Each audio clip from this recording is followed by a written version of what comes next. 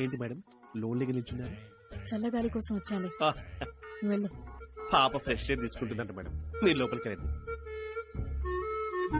ఏదో ఒకటి ఏడవండి. ఏంటి నిలబడ్డావు? వెళ్ళి పవర్ చెక్ చేయి. అలాగేనమ్మా.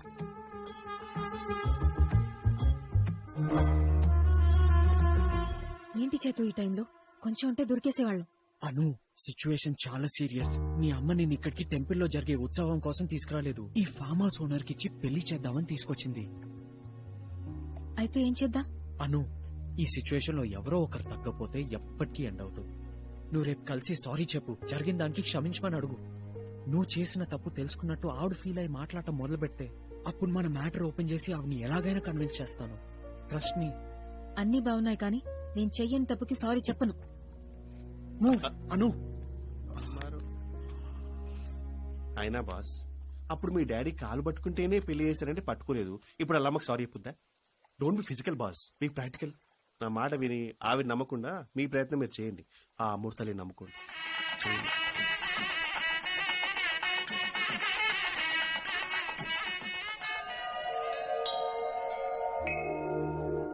అసలు నా ప్లాన్ గానీ మీరు కరెక్ట్ గా ఫాలో అయ్యంటే ఏదో అంటున్నాడు చారీ.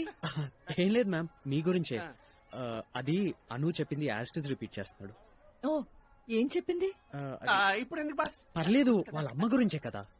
అదే మీరు ఇక్కడ మొక్కితేనే మీకు అను పుట్టిందని